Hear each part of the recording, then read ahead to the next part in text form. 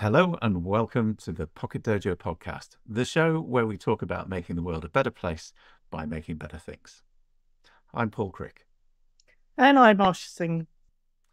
Today, it's Asha's turn to lead the conversation, so let's dive in. Today, I'm talking with a wonderful old friend of mine, Simon Hampel, whom I have not seen for many decades, but we have reconnected. And I'm going to let Simon introduce himself because I know he has many stories to tell and many talents to share with us. So, Simon, welcome. And what would you like to share with about yourself, about the work that you do, to begin our conversation?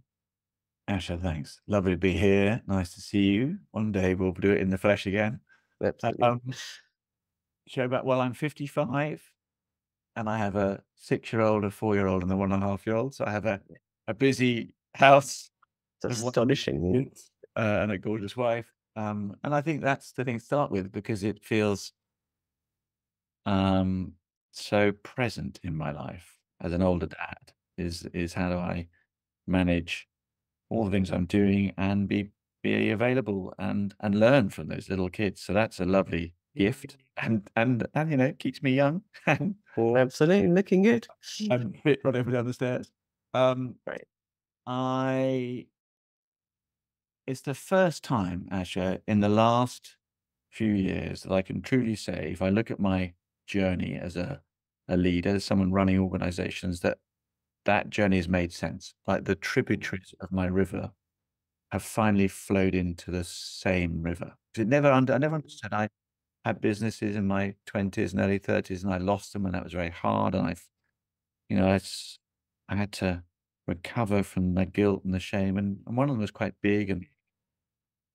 And then in my 30s and early 40s, I ran NGOs, and I lived in remote parts of the world. I lived across Africa and India and other places, both adventurous, leading expeditions, but also serving and contributing. So I sort of went from leadership into purposeful leadership. I didn't know that was possible until I fell into it. Right. One of those was tackling needless blindness, so living in hospitals in southern India and elsewhere in the world. It was incredibly humbling. But again, it didn't really make sense to my journey. And then after that, I ended up running an organization here in the UK, although it's Global Leaders Quest, looking at how to grow wise, compassionate leadership and use experiential learning to do that. And again, amazing and really exciting work. But sort of didn't add up. It wasn't quite the same with what I was doing before. And then in the last 3 or 4 years, I left LQ. I'm still there as a part-time help, get wheeled out occasionally. And I've been exploring how consciousness, energy, and technology come together to create tipping points for change. And what I mean by that, I mean, how do we grow as human beings across the breadth of who we are in life? And how do we engage in reconnecting to ourselves and each other and to contribute to what's being asked for? And that question that I had in my heart those few years ago, I've been exploring, and I built an organization, in fact, a couple, Sarsen. Sarsen are the stones that make up Stonehenge and Avebury, for those of you who are interested in that sort of thing. They are wisdom and the ancient that brought it on. And Sarsen is really trying to help build, it's in essence, it's helping me build a community to support me. It's the first thing that's happened. I've got this amazing community that's come together, both in the sort of council we've created. This may sound strange to some people, an energetic integrity council. What does that mean? It means people who I feel understand a deeper sense of life and are able to stand in the face of drama and what the challenges are and meet them without being overwhelmed, so that when we come together, I can seek advice with that mindset, that knowledge that those I brought in will serve. And that's kind of hard to find. You know, we know how challenging life is at the moment, and I feel very blessed to have this council to stand alongside me. And then I've had a wonderful team, and we're building, and what we're building is trying to recognize that a lot of us, most of us probably, in fact, maybe all of us, struggle to be present in life, to be here. Mm. The reason that we struggle to be present is because of the overwhelm of life, the Absolutely. busyness, the amount on our plate, the drama that plays out in front of us, the fears, the worries, the anxieties, the to-do list, the small children, etc., etc. And yet, when we are able to be present with each other and ourselves, the magic happens. Suddenly we can find a way of connecting again and listening and being heard, and our creative juices begin to flow, and we feel a bit more spacious, and energy feels different, and we feel more resilient and able to cope with the challenges in front of us. So I'm literally working with an amazing group of people, imagining what does it mean to be present, and what do you need to do to remember that, and what are the practices that you can build in your life. Mm. And I met her recently. I was with a very senior exec in Paris who said, "Simon, I'm not present." We were laughing. She said, I know it's not helpful, and I'm wondering what it is that prevents that. We were talking about social media. We were talking about, the dark Distractions. Mm. distractions. And she stopped suddenly. She went, "You know what? When I chop carrots Mm. kitchen, I'm present. I'm here." Mm. We laughed about, she needs to make more carrot soup. But actually, the Mhm. point is, we all have things that we do, walking in nature. Absolutely. Some people meditate, do yoga, some people do breath work. We all do things Mm. that actually bring us back into ourselves. And if we just Mm. make that a practice and did Mm. it regularly, it's Mm. amazing how different life Mm. can Mm. feel. So there you are, a very short bridge version of Oh, it's where I was to where I am. such an amazing and rich story. There's so many directions that we could go. I think the one that's just sort of very alive for me is as I'm listening to you talking, Simon.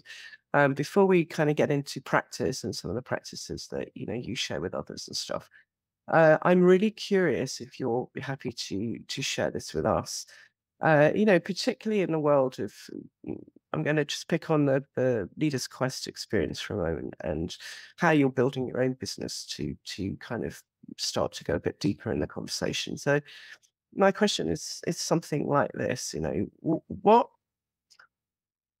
are the ingredients, let's say, what are the elements, you choose whatever word you like around that have helped to contribute to your success? And of course, that's a personal thing, and I'm not making judgments about how we measure that. But just what are the ingredients do you think, in your own life as a leader, and with the kind of work that you've done in environments that are so very different, as my reference to Leaders Quest, what are the ingredients that are helping to create these possibilities, actually, in your view? Thank you. I think feeling comes into this quite a lot. So I'll start with the word feel rather than think. Mm. I So there's a way of answering this from self to other. I think about myself in engagement with others, and there's also then the observation of what's happening. Of course. Mm. Um, I realized that I was not very trusting of life initially, and I think that's a very challenging thing to say to people. Trust life.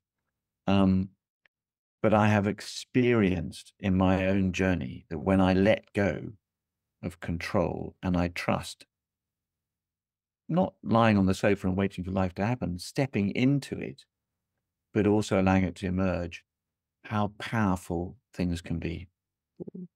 And I would encourage everyone to play with trust and, get on the horse and fall off and get on the horse and fall off. It's a difficult thing. And particularly with the world that we're in at the moment, it's hard to trust, isn't it? We look at the Absolutely. backdrop, we look at the challenges around war and all the things that are happening for us. And yet, in our own immediacy, if we can't trust ourselves and those in front of us, we can't connect. And you feel that, whoever you are. And how likely is one to open up to a new concept, a direction of travel, a creative thought, if you're not trusted or feeling trust? So I think there's a big element for me around trust. I also combine that with a sense of purposelessness. Purposelessness, it's hard to say, isn't it?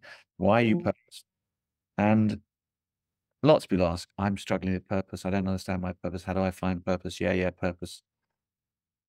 My sense of that is that it changes over your life. I have more purpose around a young family at the moment because I have the immediacy of their needs. I didn't have that in my 40s. And no doubt, in the 10 years time, the kids will be a bit older and I can be thinking about life slightly differently again. So there are moments of time where we have particular purpose.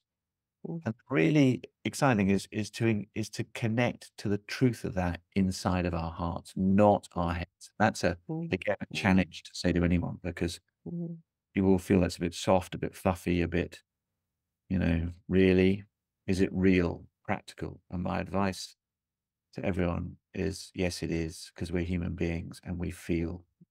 And so connecting, playing with, inviting a conversation around purpose, your own, and then the organizations you're part of, because it gives you energy, whoever you are. We all know that. And when the energy is not there, it's hard to get up, it's hard to step out, it's hard to create. So trust, purpose. And then the next piece of the puzzle is being heard. I think most of us aren't heard because most of us are on send and not receive. Most of us are waiting to get a line in. Someone says something, you don't listen to the rest of it, you're just waiting to have your line above. There's that lovely Viktor Frankl quote, in between stimulus and response, there lies a gap. In that gap is our growth and our freedom. How do we create the gap? That allows someone to really speak their truth. And suddenly you're like, oh, that's healthy. And you hear things you never thought you'd hear. It's amazing what comes through. It's amazing. So how do you create the conditions for people to feel held? Well, heard, and generally that means they'll be held and they'll be safe. Absolutely. And if your culture is not safe, then you don't feel held and you won't be heard. And then you won't trust. And then you can connect. And then purpose falls by the wayside. So, there is these pieces of the puzzle. They're true for every organization, from charity to business, from politics to religion. It's a human thing.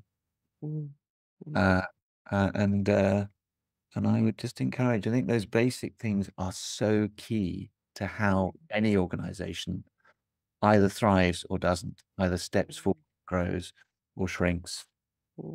And it's a choice. It really is a choice. We made the rules. We can. We do. We do. In a sense, you've almost answered, I think, the question that was just sort of arising for me while I'm listening to you. And it's, as a leader and thinking about your own journey and, these very different spaces that you've moved through. And while I agree, absolutely, it's a choice. We can always choose who we are, how we show up in a situation, who we bring of ourselves. This is very much what this series of the Pocket Dojo podcast is about, who we bring of ourselves into any situation, really, whether that's our family, whether that's, a board of executives or a VC firm or down at the supermarket or, whatever it might be, who we bring of ourselves to any situation. And, what is possible then in the spaces between us is really much the focus of this podcast. But the question that was, just coming alive for me as you're speaking and listening to you, Simon, is, in your own journey as a leader, what have some of the challenges been to come to, as you say, your tributaries, coming together? What are the challenges, some of the challenges you've experienced personally in being able to show up today, the way that you do? How have you overcome them or worked with them, transformed them, perhaps is better? I'm going to tell you a story of the immediacy. Don't even need to go backwards in time. So I'm sitting here today on the 6th of June, D-Day. I'm sitting here and I'm having to close down most of my commercial operations in my business because we're not able to sustain it. That is an incredibly hard thing to do. And, I have a young family and a mortgage. I ceased paying any of our salaries about 2 months ago. So I have the immediacy of our own financial need. I have the challenge of my wonderful team, my council, my shareholders. And it's a funny one. in some ways it's rather amazing because it's like a hot air balloon that we set off full of excitement to travel the world, and it hasn't sustained itself enough. It's not fair to keep drawing down shareholder money because we don't have the answer as to how to scale. So I need to recognize that. I need to turn the lights down to very low dim and rethink what this looks like. I recognize that. So that's what I'm doing. But I'm noticing that in the past, when I've had this experience as an entrepreneur, because of course I've had ups and downs, it's been dramatic. It's been full of heat, anger, shame, embarrassment, guilt. And in this time, there's a different set of emotions. I'm really so grateful for the support everyone, seemingly from the team to the shareholders, is behind. It's like the air is being let out gently from the balloon, so it's coming down to land softly, which is rather amazing, isn't it? Because you don't often close things down well. And it's not like I'm closing completely. I think there's going to be something. It's like I had to really cut back. In gardening terms, my beautiful tree, the roots are strong and deep. Purpose, the You reason. feel that. You really feel that. And yet this tree, it's not growing healthily, and it needs to be cut back, ready for the next breakdowns, then breakthrough. So that's the situation. The context for me is very challenging. And you can imagine, actually, partly the voices also outside, the understandable anxiety in my family and friends. Why don't you go and do something? Go and get a job, son. You're a good leader. Go and work for someone else. Go and run something. And I'm having to juggle that with the deep sense of this importance of this work and the knowledge that we are in such a challenging place in life. And I have responsibility and awareness now, and I'm determined to do what I can to serve and contribute. So I've sort of made a path, the tributaries to come together. How can I stand in the intensity of this and not fall over? Well, one of the things that happened for me 15 years ago is I found a practice. Talked about practice at the beginning of this call. It was accidental. I found it, can you believe it, in a small Zen center in southern India, which I wandered into by accident, spent 2 months there and ended up learning a practice of meditation. And I say that because I do it every day with a bit of yoga. Now that's my gift and my bag. Has different way. But what I notice is that whatever happens in my day, I start afresh. It's like the day starts, and I can ground myself and land myself back in the day. So I don't carry anything for longer than 24 hours. That's unbelievably helpful. It's amazing. Really Wow, is. I want to learn that too.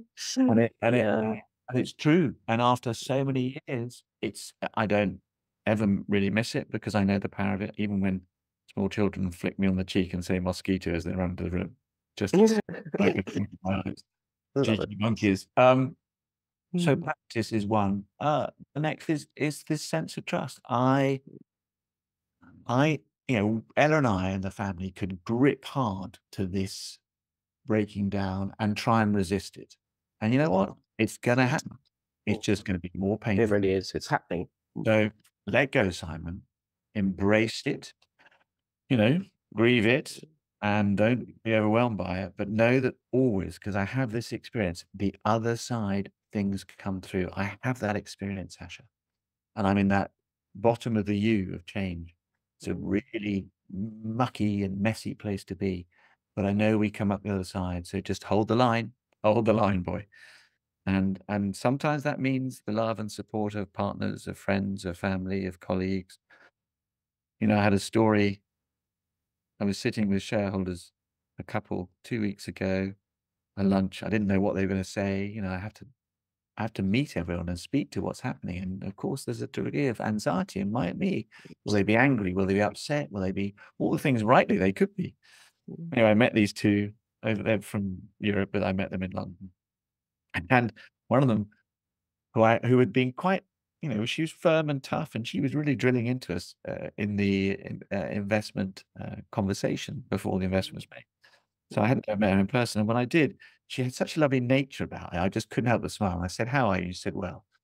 And I said, "What's going on?" And she looked at the other one, and he said, "Yeah, you can tell him." And she said, I've resigned. I went, "Oh, amazing. What are you going to do?" And you could see she relaxed, and she said, "Actually, I blame you." And I said, "You blame what?" I thought, "Oh my gosh, Thanks. Yeah, great. maybe It's going to be a bad conversation I today. basically said, you're right." And she went, "A year and a half ago, I knew nothing about what you're trying to do, and I sort of read it with a degree of cynicism. And yet, a year and a half later, I've done a bunch of stuff for myself and on myself. I'm so valuing it. I realize I need to do more. So I've let go of this job. I'm going to head off and I'm going to explore life. And I really want to say thank you." And I sit there thinking, I would never have known that. I'd never have heard that. This is a chance conversation. Here am I grieving something that's becoming much smaller until I find a way of rebringing it. And yet there's a pocket of success in the sense of someone learning and growing with my dreams. So I say that because those are like injections of energy into me. Say, okay, it wasn't what you imagined, but it's still served. It's serving. Know that and learn from that as you come back out the other side. Thank you so much for sharing that story here. First of all, for sharing it with me anyway, but sharing it here in this space, and for the beautifully honest and sincere way in which you've talked about the challenges for yourself. Because first of all, yeah, I see my old friend, and I'm joyfully rejoicing, let's say, that possibility. But I also see the incredible leader that you have become. And as you say, experience, well, life gives us knocks. Life shapes us. It turns us helps to turn us into the people that we are. But who we bring into those situations is so important and powerful. So I know, a number of people who are in similar situations. The story is different. The challenges might be different. And if we look at, if we reach out, as you said, self to other, to the wider world, um, there's a lot of it happening in different situations. It's happening to us, for our own activities, which are challenging for all the reasons that you've touched on here. It's happening in business. It's happening in the economy. There's a sense of, I'm actually going to use the phrase composting and hospicing, which is one of the key kind of areas of regenerative practice that Paul Crick and my co-host here and myself talked about in the first series of the podcast. There's a lot of change happening in the world, and a lot of it can feel like collapse. That's a strong word. That's a scary word. That's an even scarier experience to have. And yet we can reframe and find the gifts in the situation, like you just shared about, with the stakeholder, and this possibility of a different quality of connection that is never what we might expect going into a conversation like the one that you had. And all sorts of other things are growing, starting to take life, let's say, as a result of these really difficult, life experiences that we go through.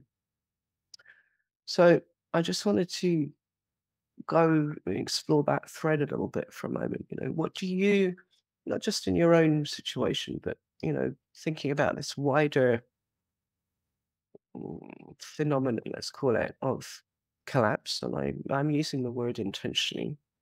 What do you see, Simon, regenerating in the kind of composting soil of things that are dying down, being cut back for whatever reason?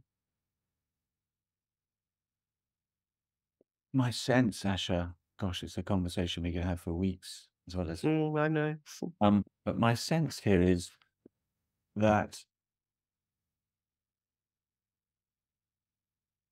there is an acceleration of our ignorance our own ignorance as human beings as to our real connectedness to each other and to life. And that ignorance is born by a lack of awareness and knowledge, because we haven't, in a sense, been taught it or shown it. Our system and our structure over the last 200 years particularly has separated us from so much of what life is. And the consequences are now playing out more and more in front of us. You know, I came back from I was in California. There I am in the most challenging time of my most recent life, and I'm ending up with a bunch of senior execs from the West Coast thinking about exactly what you're describing. So first thing to say is there are pockets of human beings, decent, mature souls, really aware both of what you're describing, our role individually in that, and our capabilities and resources to help build pathways through that for others to join. So I'm noticing with excitement these pockets, and I would say I have found in the last year more than I've ever known, with integrity and with curiosity, with inquiry. And one of my things I'm determined to do is to join these groups together. So that's an aside. Coming back to California, we're in Acton in West London. And Ella, my wife, said, "Oh, we've had an email from the school. We can't go. Havana is our eldest. We can't go in person to Havana's parent teacher meeting because there's been too much abuse of teachers and verbal abuse of teachers in the last few months. So we have to do it online." It's like, what? This is a suburb of London. This is a lovely little primary school. What's happening to society that anger is coming through? And then I went up the road to Sainsbury's, a supermarket in the high street. And the lady I always chat to when I go and buy things said, "Oh, wait, you've been aware?" And I said, "Yeah." She goes, "Oh, have you heard?" And I said, "No, what?" She goes, "Oh, we've had loads of abuse in here." I went, "Really?" She goes, "Actually, funny enough, I was told by one of my managers that there's abuse of staff is up 50% this year in supermarkets around the UK. It's like, and these are microcosms of the macrocosm. So I use those as examples because I think it's playing out everywhere. And one of the things that is helpful is to join the dots and see the tapestry of this.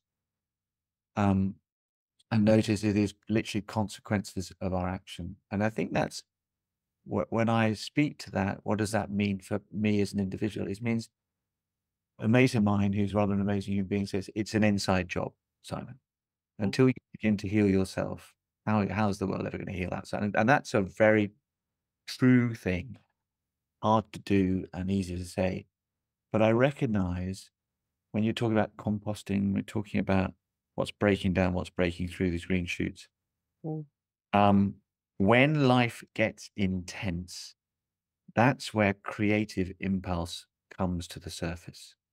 That's where groups of like-minded people find each other and say enough and no and change. And change happens often from the edge, not from the center. So, and that's also an opportunity for us to hold each other as particularly materially things start to break down, because with so many people struggling in so many ways. And of course, we overly value material to others. You know, whatever that is the relationship of being held and listened to the same value as someone giving me a couple of grand to pay my mortgage. You know, hard to say. But I would argue that the capacity to be in relationship to others in this moment of transition, which is what it is key. Keep finding like-minded souls, keep being held, keep knowing that each other's there. Always recognize these things are waves, and like a wave, it runs through and the next wave comes. It's never permanent. It's never the same. So there is always the other side. If you haven't experienced that, it's really hard to know that. It just seems dark and desperate. But it's true of life. And I think, and this may be controversial, but I'm going to just say, one of the things that I believe, Simon sort of experienced, is that everything that triggers me is my rubbish. Now, that's a hard thing for people to own. And it's been really challenging for me. But I say that because as soon as I begin to own my own stuff, I can begin to literally heal it and recognize where it's coming from. It's mine, not yours. Mm. Well, that changes the dynamic Mm. life. Mm. Because what I'm noticing is that when things break down, so often we blame society, we blame people, we blame the situation, we blame Yeah. Other conditions. shareholders, our boss, our Mm. customers. And I promise you, once we begin to recognize whatever that resistance within us is us, Mm. and sort of acknowledge it and don't let it catch us, it's amazing how we can move through life in a different way. Like not go on the stage of drama, but sit and watch it in the Play stands. out. Yeah. Absolutely. You don't need to get so involved. Such beautiful words of wisdom, Simon. Thank you so much.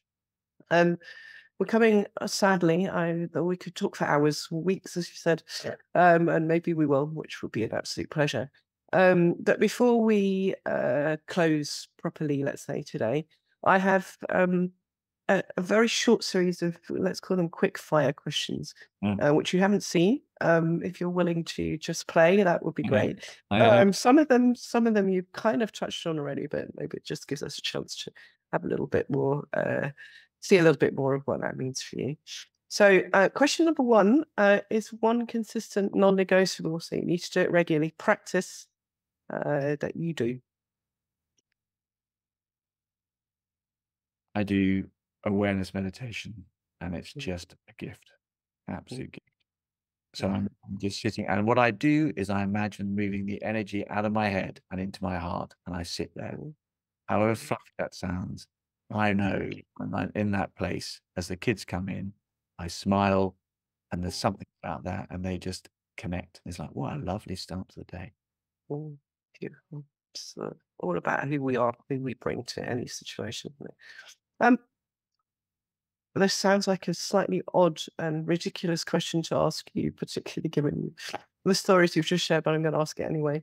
One thing you would like to still develop in yourself or change about yourself to have even greater impact than you do already?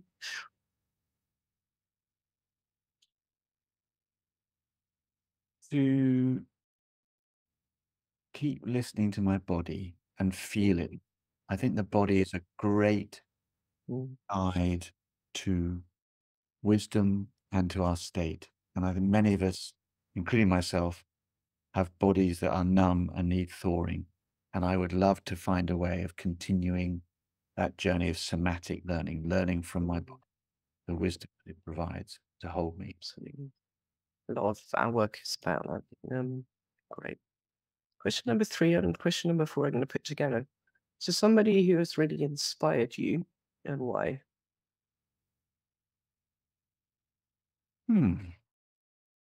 Well, the first person who pops in my mind is my darling wife. Yeah. Oh, Good chuffed to hear that.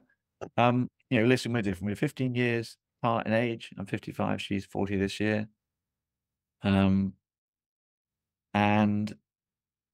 Ella's got a purity and a truth and integrity about her that so inspires me.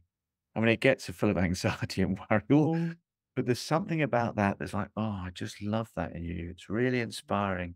Because it's like a sort of red thread, golden thread, not red, through life. Keep going back to it. And I know that whatever's happening on the outside, that's her truth. And it's so inspiring to know that as her partner. What a beautiful love that you have. And to bring our conversation to a close, dear Simon, what's your biggest aspiration for the world? There is every chance to have the next layer of renaissance for humanity. Every chance. And I am determined to be part of helping that come about, because we are at a moment of massive transition. And let's embrace that possibility. Let's move together. These renaissances have happened over history, and they've flourished, and the right conditions have been met. The amount, it's a tipping point. Only a few need to step into that for many to follow. And I'm very excited about that possibility, whilst recognizing the wind is blowing strong in the other direction. And so we have to stand our ground. Wonderful. That's a beautiful place to bring our conversation to an end. Simon Hampel, thank you so much I can't wait to stand in the face of that storm with you as well. Thanks, Asha. Thank you. Lots of love.